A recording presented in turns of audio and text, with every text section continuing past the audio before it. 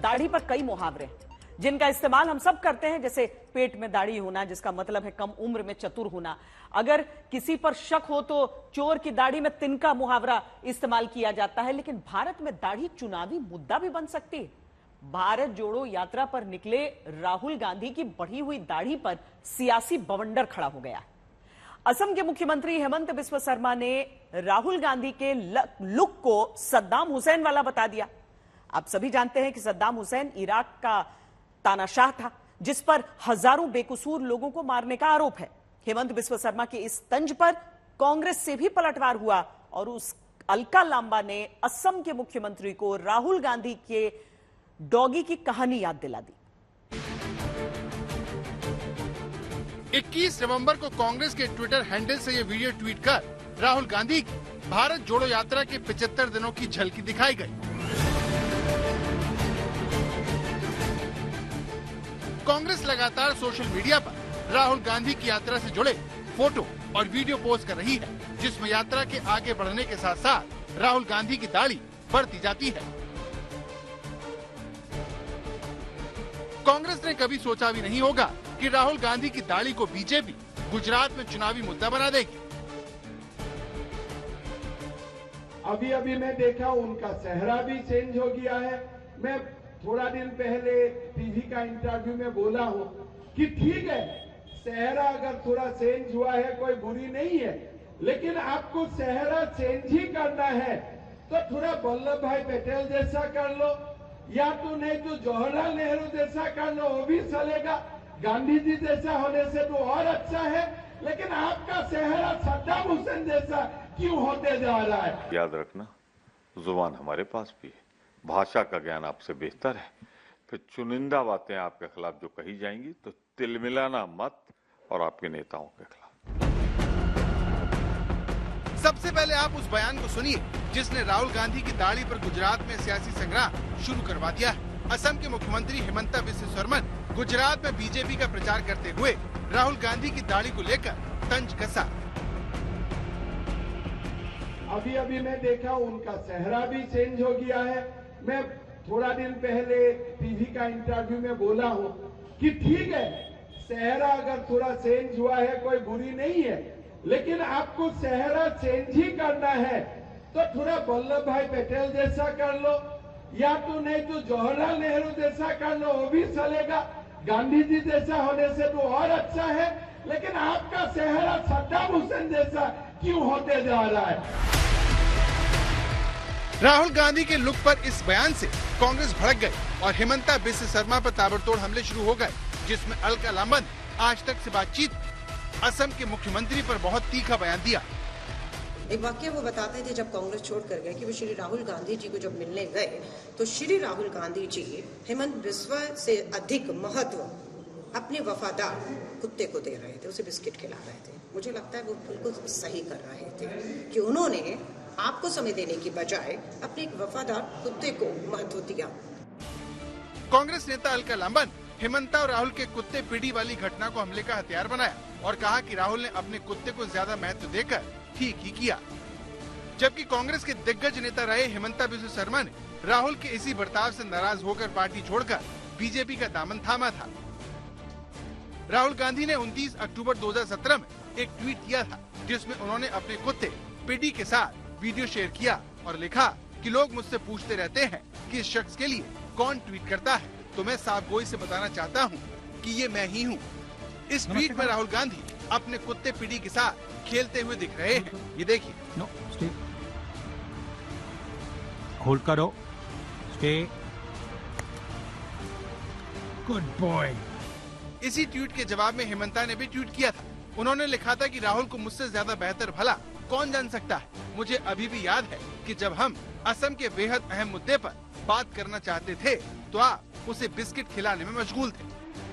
हेमंता ने इस ट्वीट के कुछ दिनों बाद कांग्रेस छोड़ दी और वो बीजेपी में शामिल हो गए और पूर्वोत्तर में वो बीजेपी के विस्तार की अहम कड़ी साबित हुए। हेमंता बिस्वा शर्मा के बीजेपी में शामिल होने के बाद पार्टी असम से मणिपुर तक सरकार बनाने में सफल रही और कांग्रेस का पूर्वोत्तर से सफाया हो गया। इसलिए जब हेमंता ने राहुल की दाढ़ी को इराक के तानाशाह सद्दाम हुसैन की तरह बताया तो कांग्रेस के नेता असम के मुख्यमंत्री पर हमलावर हो गए। चमचागिरी, चरण चुंबन अपने नेताओं का करने के लिए वो भाषा की मर्यादा भी भूल गए। यही काम ये जब आसाम में गोगोई साहब मुख्यमंत्री थे तो उनके साथ भी करते थे। ठीक है, आप अपने नेताओं के प्रशंसा में गीत गाइए, परंतु कल तक जिसके चरण चुंबन आप करते थे, मक्खन लगाते थे, लाइन में खड़े रहते थे, उसके प्रशंसा के गीत गाते थे, उस राहुल गांधी के खिलाफ आप सिर्फ इसलिए बोल रहे हो कि आप भाजपा में अपने को असुरक्षित महसूस कर रहे हो। हेमंता बिस्वा शर्मा ने राहुल की तुलना सद्दाम हुसैन से करने की वजह भी बताई और कहा कि ऐसा कांग्रेस के संस्कार की वजह से है। आपने देखा होगा कि कांग्रेस का सारे जो कल्चर है, वो सारे कल्चर हमारे नजदीक नहीं है, भारतीय लोगों का नजदीक नहीं है। ये सारे जो संस्कृति वो लोग का करीब है जो भारत को कभी अभी तक समझा नहीं है। कांग्रेस की भारत जोड़ो यात्रा में आम लोगों के साथ साथ फिल्मी सितारे और कलाकार निर्देशक भी हिस्सा ले रहे हैं। कांग्रेस का दावा है कि इस यात्रा से राहुल गांधी की लोकप्रियता बढ़ रही है, जिसने बीजेपी को परेशान कर दिया है।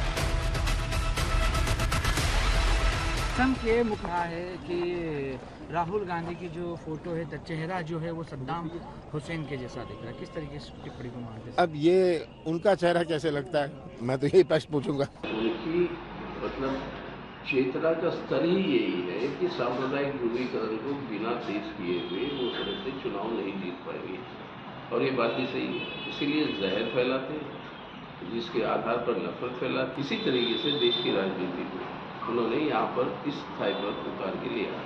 सर, हेमंत बिस्वा ने कहा है कि उसकी मैं निंदा करता हूँ। मुझे लगता है वो राहुल गांधी के लिए नहीं बोल रहे। अभी इसके पहले उनके किसी नेता ने दाढ़ी बढ़ाई थी, तो उस समय जो उनको लगा होगा आज उनके मुंह से निकल रहा है। हेमंता बिस्वा शर्मा और कांग्रेस की सियासी दुश्मनी पुरानी है, इसीलिए असम के मुख्यमंत्री राहुल गांधी पर हमले का कोई मौका चूकते नहीं है। शायद कांग्रेस भी पुराना हिसाब चुकता करना चाहती है, इसीलिए अलका लांबन हेमंता के उसी बयान का हवाला देते हुए पलटवार किया, जिसका इस्तेमाल असम के मुख्यमंत्री अक्सर राहुल गांधी को निशाना बनाने के लिए करते हैं। लेकिन इस सियासी कुश्ती में भाषा की मर्यादा एक बार फिर ताक पर रख दी गई, जो बेहद अफसोसनाक है। आज तक ब्यूरो। गुजरात चुनाव में दाढ़ी से पहले औकात शब्द की चर्चा चारों तरफ थी। कांग्रेस नेता मधुसूदन मिस्त्री ने प्रधानमंत्री के लिए इस शब्द का इस्तेमाल किया और बीजेपी ने इसे भुना लिया और कांग्रेस बैकफुट पर आ गई। दाढ़ी के मामले में भी ऐसा हो, इसके लिए बीजेपी ने पूरी घेराबंदी कर ली। इस बार तो बीजेपी 150 सीट पार कर लेगा, ऐसा मेरा सुनाई। सब जब मैं आया सब यही मुझको बोल रहे कि इस टाइम तो मैदान पूरा सामने खाली है, जितना हिस्सा इतना गोल करो, कोई प्रॉब्लम नहीं है, सामने कोई भी नहीं। सामने क्यों कोई नहीं? आपने सुना होगा कि कांग्रेस हमारा सामने होता है, लेकिन कांग्रेस का जो राहुल गांधी जी है आजकल वो गुजरात में दिखाई भी नहीं देता है। आज जैसे एक अतिथि के रूप में आया है।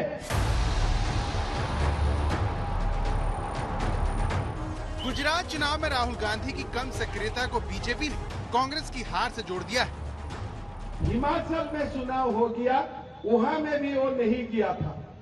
जो प्रदेश में चुनाव नहीं है उधर ही राहुल जी जाता है, जहां चुनाव है वो नहीं आते हैं। किसलिए? उनको हारने से डर है। वो जानते हैं कि मैं जहां जाऊंगा वहीं मैं हार जाऊंगा, मेरा जीतने का कोई उम्मीद नहीं है। गुजरात और हिमाचल प्रदेश के चुनावों के दौरान राहुल गांधी भारत यात्रा कर रहे हैं, जिसमें वो गुजरात भी पहुंच गए, लेकिन यहाँ भी बीजेपी उनकी गैर मौजूदगी को मुद्दा बना रही है। इसमें अब दाढ़ी की भी एंट्री हो गई है। इसकी नजर में सद्दाम हुसैन अच्छा आदमी है कि बुरा आदमी है? उन्हें किस बात का बुरा लगा? वो क्या कहना चाहते हैं? अगर वो कहना चाहते हैं कि सद्दाम हुसैन इतना खराब व्यक्ति है कि उससे तुलना होने पे उनको आहत हो जाते हैं, तो एक कांग्रेस के नेता का बयान बताएं जो सद्दाम हुसैन के खिलाफ कभी रहा हो, तो हम ये मानने को तैयार हैं। अन्यथा ये समझ में नहीं आता है कि नेहरू जी की तारीफ, गांधी जी की तारीफ और सद्दाम हुसैन के खिलाफ कोई बयान नहीं किसी का, उसके बावजूद आपको लगता है कि बुरा लग गया। इससे पहले बीजेपी ने भारत जोड़ो यात्रा में राहुल गांधी के साथ मेधा पाटकर की मौजूदगी को निशाना बनाया था। नर्मदा बचाओ आंदोलन में मेधा पाटकर अहम भूमिका में थी और इस प्रोजेक्ट को लेकर पीएम मोदी से उनकी पुरानी अदावत रही है। यही वजह है कि बीजेपी के नेताओं ने ही नहीं बल्कि पीएम ने भी इसे लेकर राहुल गांधी पर तंज किया। हमने भारतनी जनताए पद परથી હટાવી દીધા છે એવા લોકો પદ માટે યાત્રા કરી રહ્યા છે। પદ માટે યાત્રા કરે તો લોકશાહીમાં કરે, પરંતુ જેમણે ગુજરાતને તરસ્યું રાખ્યું, જેમણે ગુજરાતમાં માં નર્મદાને આવતી રોકવા માટે 40 વર્ષ સુધી કોર્ટ કચેરીઓ કરી, એવા નર્મદા વિરોધીઓના ખભે હાથ મૂકીને પદ માટે યાત્રા કરવા વાળાઓ, આ ગુજરાતની જનતા તમને સજા કરવાની છે, સજા। इस तरह पीएम ने राहुल गांधी को निशाना बनाया, लेकिन उनका नाम नहीं लिया, जिसे कांग्रेस असल मुद्दों से भटकाने का तरीका बता रही है। कन्हैया कुमार ने आज तक से बातचीत में कहा, मैंने एक बात लिखी हुई है, रामायण में लिखा हुआ है, जाको रही भावना जैसी। उनके मन में सद्दाम है, इसीलिए उनको सद्दाम दिखाई देता है। हमारे मन में इस देश के युवाओं के लिए काम है, उनका रोजगार है, उनका रोजी रोजगार का सवाल है। मैं तो बार बार कहता हूँ, देश का मुद्दा है बेकारी और महंगाई। हम इसको इस तरह से कहते हैं कि देश के लोग परेशान हैं, देश के लोग महंगाई और बेकारी से परेशान हैं, और भाजपा के लिए केवल हिंदू और मुसलमान हैं। बहुत ही कन्हैया कुमार को भारत जोड़ो यात्रा में राहुल गांधी के बाद जयराम रमेश सबसे लोकप्रिय नेता बता चुके हैं, लेकिन उनकी दाढ़ी को भी बीजेपी ने कार्ल मार्क्स से जोड़ दिया। इसे देख के मुझे एक ही बात लगती है, मोदी है तो मुमकिन है क्या मार्क्सवादियों को भी धर्म और धार्मिक चौपाइयों का सहारा लेना पड़ रहा है। इसे देखकर मुझे भले ही चाहे जितनी कटुता हो, पर इस कटुता में एक सुखद अनुभूति भी हो।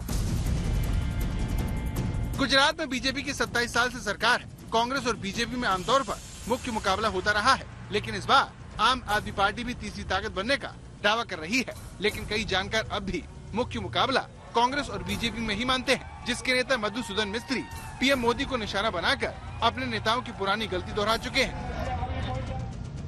बीजेपी ने इस बयान को फौरन लपक लिया और इसे गुजरात के बेटे और पीएम मोदी की तौहीन बताकर चुनावी मुद्दा बना दिया।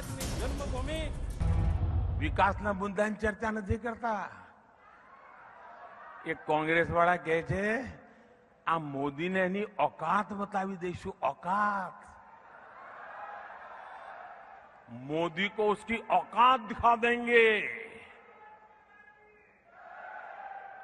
अहंकार जो भाइयों, अहंकार जो, मोदी को उसकी औकात दिखा देंगे। अरे माँ बाप, તમે તો બધા રાજ પરિવારો છો, હું તો એક સામાન્ય પરિવારનું સંતાન છું। મારી કોઈ औकात નથી બાપા, તમે મારી औकात દેખાડવાની। अरे हूँ तो सेवक छू, सेवक छू, हूँ तो सेवादार छू, अने सेवक के सेवादार ની बड़ी औकात होती है। देश भर के बाकी राज्यों की तरह गुजरात में भी जनता से जुड़े मुद्दों से चुनाव शुरू होते हैं, लेकिन जैसे जैसे चुनाव आगे बढ़ता है तो ये मुद्दे कहीं खो जाते हैं। इसीलिए कभी राहुल गांधी की दाढ़ी को चुनावी मुद्दा बनाया जाता है, तो कभी पीएम के खिलाफ आपत्तिजनक भाषा का इस्तेमाल होता है। आज तक ब्यूरो।